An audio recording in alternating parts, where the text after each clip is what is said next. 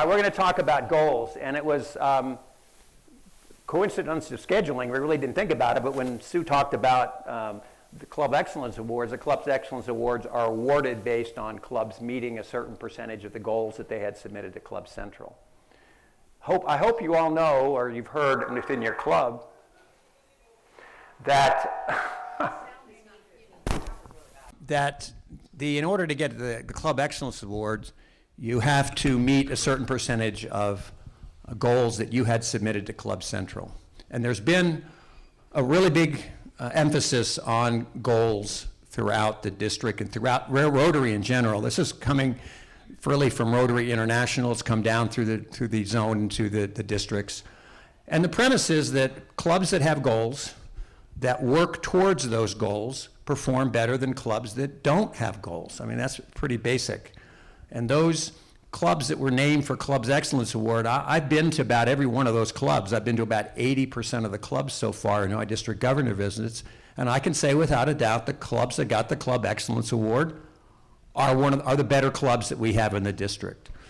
And so they put goals in Club Central. They had the conversations for what they wanted to accomplish as a club, and they worked towards them, and they attained them, and they achieved the award. But more importantly, the award's not all that important. It recognizes their achievement, but it made them a better club, being able to do more things in the community and the world to make it a better place. So goals are really there as a tool for a club to get better. And I'm hoping, I asked this question when I was doing the district training assemblies. We did 4 of them. How many people went to those? So quite a few went. And when we had a session on goals with the presidents, I asked them, do you want to have your club be better on June 30th than you found it on July 1st? And everybody said yes. In fact, when I went to the one in Tucson, someone said, well, why are you even asking that question? Of course I want my club to be better than it was when I took it over versus when I leave it. And really, when you ask them, well, what's that all about? What makes your club better? And they start talking about things like membership, like foundation giving, like service hours, social media presence, those kinds of things. And that just takes you right to the threshold of goals. At that point, it's just a matter of identifying them specifically and putting some numbers to them, going up to Club Central, and then start working on what those goals were. So I want to talk a little bit about some goals that we have in the district. This big goals push exempted the districts for some reason. The assumption, I guess, is that all the goals that what the goals the clubs achieve kind of roll up to the district, but the district is an organization. It's not a club, but it's an organization, and we want to get better, because if we get better, our job here is to help clubs. So if we're better, we can do a better job of helping you do your jobs. So we've got some goals. Oh, okay. All right, we did a little different, but this will be fine. So we have about 9 goals in the district this year. 5 of them are really district specific. Those are things that we in the district governor line and the district committees can pretty much handle on our own. It's true, though, that all of you in the district committees and district governor lines are members of a club, but we can do this pretty much as a committee. We don't need your club's involvement in the first 5. But the final 6 are the final 4, excuse me, are really ones in which I can do some math, I think. I'm an engineer, geez. There's 9, 6 of them, 5 of them are ours, and 4 of them are ones we need your help. Okay, there we go. Are we clear? So I want to go through them. The first 5 are really ones that we are doing, and the other 4, we need your help. Okay, I said that already. All right, so we have in the district a strategic plan, and it's really all focused on things that we can do in the district to help clubs get better.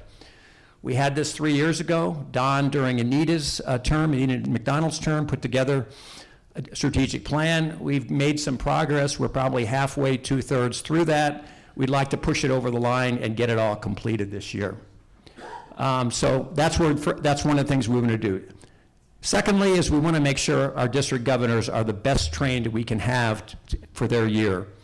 We have some trainings and things like that that everybody has to go to as a district, in the district governor line for 2 years. But it's pretty passive. You're really in a meeting.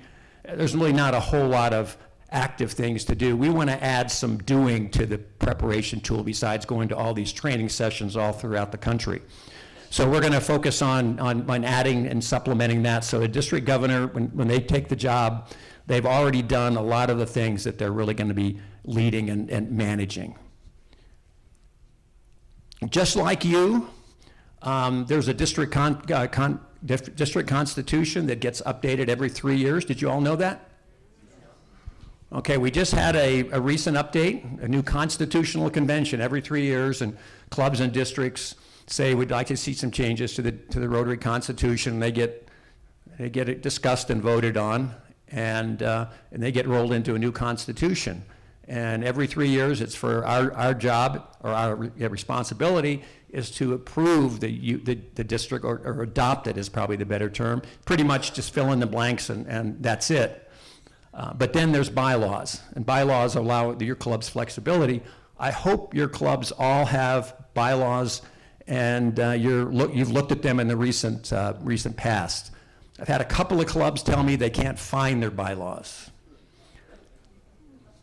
So I hope that you're know where they are, and you know that you don't need bylaws until you need bylaws, and when you need them, you need them.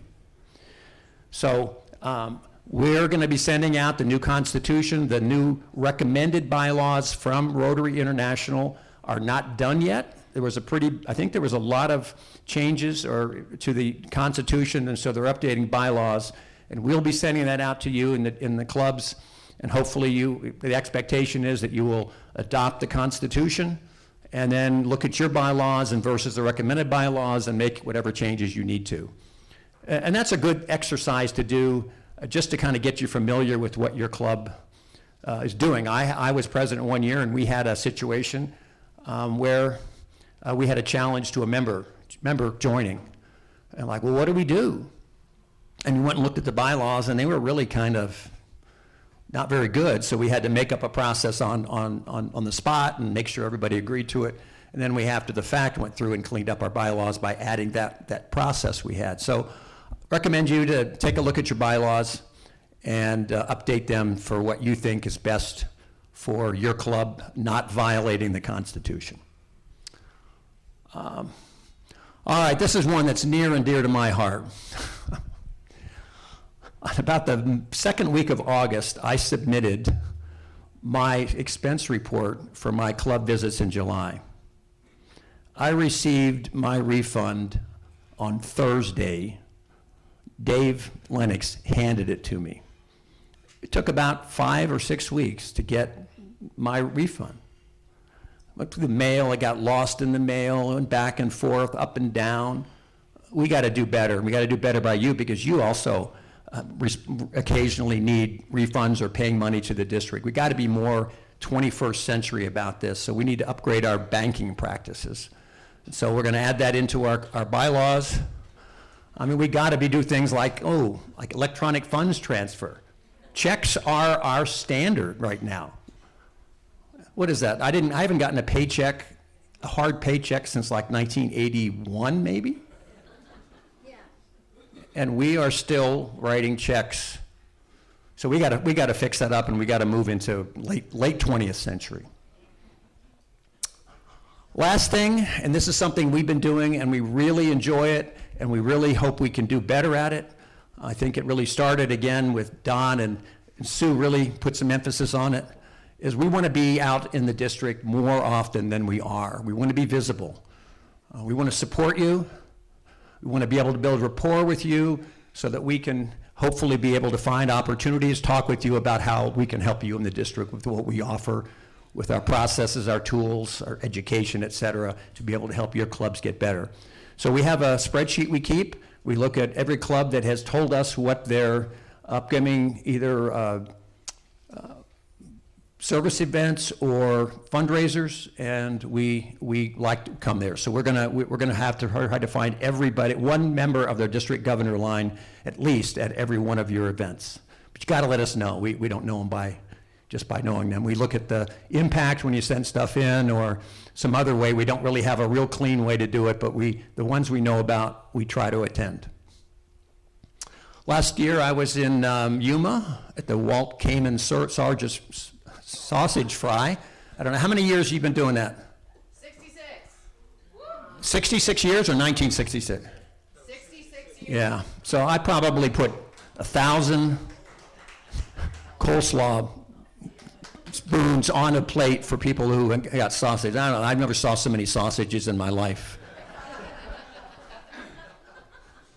It's a big deal. I mean, people come from all around. Okay, so now we're going to talk about the goals that we have in the district that we need your help for. We're here to help you on that, but you really, hopefully you can take the impetus on that. The first one is membership. As you know, when I've been around the clubs, it's funny, the top 3 goals this year as expressed by Francesco, is polio, membership, and peace. And when I asked the clubs, if you were there, who saw me, I asked the question, well, what do you think the top goals are for this year? And I say, they're not that difficult, they're pretty standard. A membership is by far the one that comes up first. We've done a good job within Rotary of letting everybody know that membership is job one. We have some work to do as to what that really means. In our district, of course, it means retention. It does not necessarily mean attraction, though some clubs have their attraction issues, but we attracted 20% last year. That's a big number. So what we're asking for is for every club to work really hard to get at least 1 new member. That's a big deal. That would be a lot more members than you think. Do you have that chart there afterwards that has the math on it? Yeah, this is... Okay. Not there. Yeah, it's a net of 1 member per year. A lot of people say, oh, I want to get 2 new members, and that's true, they get to 2 new members, but they had 3 going out the back door, so they lose 1. So really focus on at least 1 new member. The math on it works very simple.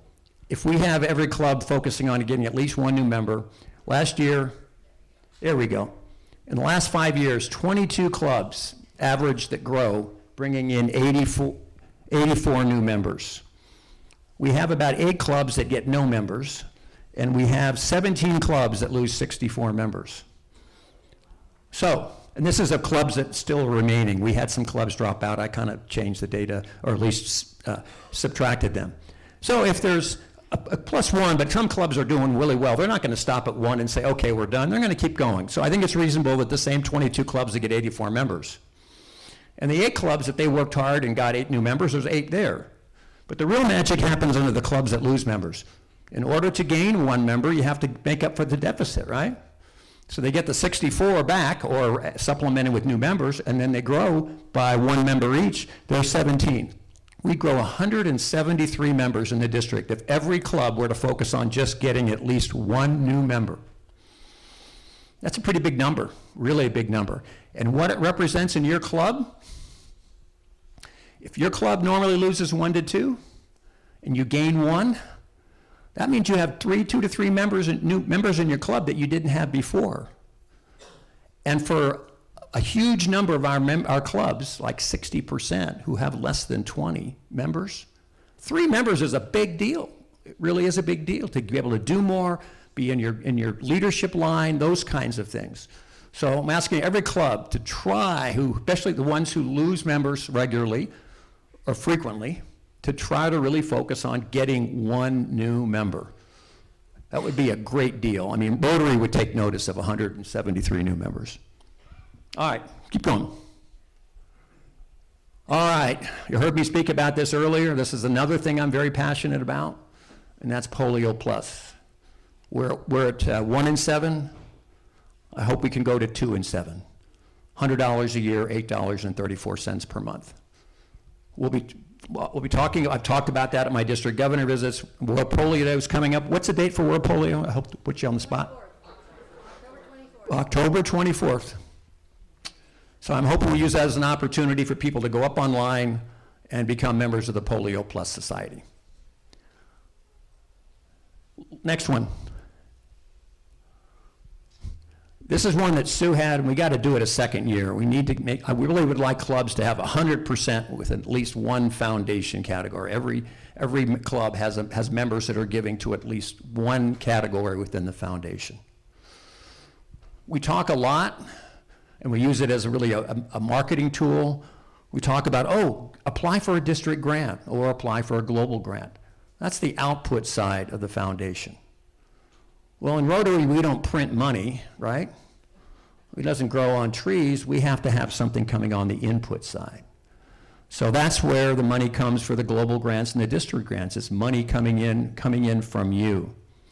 So we've got to be able to balance the two. The more we bring in, the more we can do on global grants, or district grants especially, and that basically is a doubling of your money. That's kind of a good thing. A $4,000 project could be an $8,000 project. That's a pretty good deal. So 100% participation in the foundation by every club. And the last one. Rotary International is what it expected every club to have goals submitted by last July 1st. That's unreasonable. We historically only do about 30% in the district. I'm asking you to have half your clubs have goals submitted to Club Central by the end of the year. We already do about 25 to 30, so it's basically another 20 to 30% of your clubs are doing goals. Again, goals are there not just for me or for check a box. It's there to help your clubs get better. It helps you be intentional about improving, and you will. If you think it's just going to happen organically or just happenstance, it may for a year, but it's not. The law of averages would say that you would probably not the next year. So goals are about your club getting better, keeping those gains, and moving on. What I'd like to say, though, is, 50%. That guy sitting next to me, he can do the goals, and I don't have to. But that guy sitting next to you is saying, well, you can do the goals, and I don't have to. So really need to take it into our own control. And really, if you want your club to get better, it's really the best way, the most organized and systematic way for your club to improve so that we can do more in the world and in the district.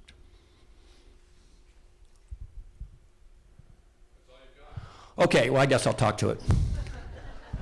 Yeah, I think those of you who have seen me in my district governor presentation, the second to the last slide I have is the one that says thank you on it. You know, we in the district, are here to help you get better. I'm here from the district and I'm here to help you. And we mean it. I mean, it's not the joke, we really mean it. But that's not to say that the things that you are doing aren't meaningful and we don't recognize them. We just hope that you can get better, and goals is a way to do that. So I want to say, in addition to urging you to get better, is to thank you for what you currently do. It is making a difference in your communities, and it is making a difference in the world. So thank you for that. And I'll be sending this out either to the presidents, and we'll be talking about through impact. But thanks for your attention.